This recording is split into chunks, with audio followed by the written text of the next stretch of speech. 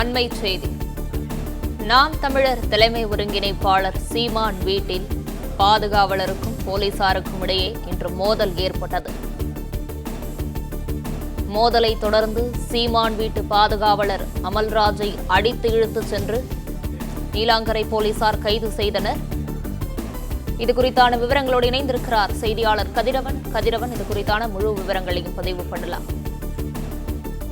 நடிகை புகாரின் அடிப்படையில் நாம் தமிழர் கட்சியின் ஒருங்கிணைப்பாளர் சீமான் அவர்கள் வீட்டில் சம்மன் ஓட்டிய போது ஏற்பட்ட தகராறுல காவல் ஆய்வாளர் பிரவீன் ராஜேஷ் மற்றும் காவலர்கள் சவுந்தர் உள்ளிட்ட மூவர் தற்போது ராயப்பேட்டை அரசு முறையில் சிகிச்சை பெற்று வருகிறார்கள்.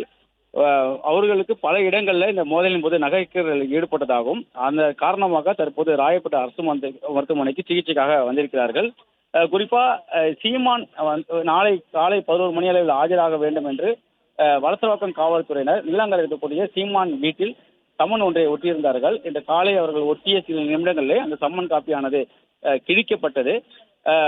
உடனடியாக இது குறித்து தகவல் பெற்று நீலாங்கரை காவல் ஆய்வாளர் பிரவீன் ராஜேஷ் மற்றும் சவுந்தர் என்ற ஒரு காவலர் உடன் ஒரு காவலர் என 3 பேர் சீமான் வீட்டில் சம்மன் கிழித்தது தொடர்பாக விசாரிப்பதற்காக வந்திருந்தார்கள். அப்போது அவர்கள் கதவு மூடப்பட்டிருந்த நிலையில கதவை உள்ளே தள்ளி காவலாளி உள்ளே விட மறுத்ததுனால அவரையும் தள்ளிவிட்டு உள்ளே செல்ல முற்பட்டார்கள். அப்போது காவலாளிக்கும் காவல்துறையினருக்கும் தள்ளுமுடி ஏற்பட்ட நிலையில வலுக்கட்டாயமாக காவலர் அந்த காவல் பணியில் இருந்தவர் உடனடியாக காவல்துறை கைது செய்யப்பட்டு காவல் வாகனத்தில் ஏற்றப்பட்டு 15 நிமிடங்கள் போராட்டத்துக்கு பின்பாக அமுல்ராஜ் என்ற காவலர் கைது செய்யப்பட்டார். அவர் நீலங்கரை காவல் நிலையத்தில் வைக்கப்பட்டிருக்கிறார். இந்த சம்பவத்தின் போது 3 காவலருக்கும் அந்த அமுல்ராஜுடன் மல்லு கட்டிய போது நகைக்கீரல்கள் அதிக அளவில் ஏற்பட்டதனால சிகிச்சைக்காக தற்போது ராயப்பேட்டை மருத்துவமனைக்கு அவர்கள் வருகை தந்திருக்கிறார்கள். ஓபி பிரிவில் அவர்களுக்கு முதலுதவி சிகிச்சையானது அளிக்கப்பட்டு வருகிறது. காவல் ஆய்வாளர் இருக்கக்கூடிய நீலங்கரை காவலாளர் இருக்கக்கூடிய பிரவீன் ராஜேஷ் மற்றும் தனிப்படை காவலர் சவுந்தர் மற்றும் மற்றொரு காவலர் என 3 காவல்துறையை சேர்ந்த 3 பேரும் தற்போது ராயப்பேட்டை மருத்துவமனையில் முதலுதவி சிகிச்சை அவர்களுக்கு ஓபி பிரிவில் அளிக்கப்பட்டு வருகிறது. உடல்களில் ரத்த காயம் இருந்ததாக கூறி அவர்கள் தற்போது மருத்துவமனையிலே சிகிச்சை பெற்று வருகிறார்கள். ஏற்கனவே அமுல்ராஜ் மற்றும் அந்த சம்மனை கிழித்த நபர் என 2 பேர் கைது செய்யப்பட்டிருக்கிறார்கள். அமுல்ராஜ் மீதும் காவலர் சவுந்தர் மற்றும் பிரவீன் ராஜேஷ் காவல் ஆய்வாளர் பிரவீன் ராஜேஷ் என தனித்தனியாக புகார்கள் அளிக்கப்பட்டிருக்கிறது.